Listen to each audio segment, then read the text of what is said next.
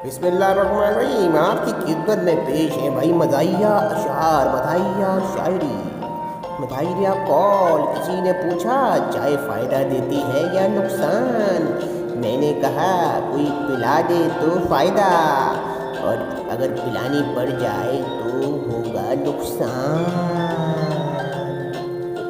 लफ्ज़ों में इतना जहर कहाँ से लाते हो भैया, लगता है सांप फ्राई करके खाते हो भैया।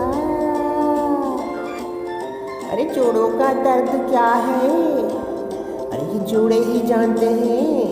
अरे भैया कव्वारों को इसका क्या इल्म है, हाँ कव्वारे को क्या पता।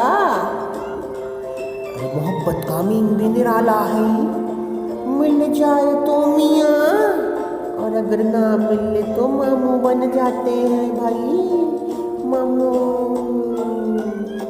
दौरे हाजिर में वही शख्स सर उठा कर चल सकता है, अरे जिसके पास मोबाइल नहीं है।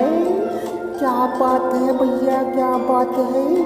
ये 2-4 दिन की जिंदगानी है मेरे भाई, हंस खेल कर इसको गुजारे, एक दूसरे की बुराइयों में टाइम ज़ाया ना करें। आपस में मिले बांटे खेले कूदे इंजॉय करें भाई, इंजॉय करें। जितना ज़्यादा खुश होंगे दोस्तों में बैठेंगे, उतना ज़्यादा परेशानियाँ कम होंगी। जाते जाते सब्सक्राइब लाइक कर, आपके लिए फूलों का तोहफा।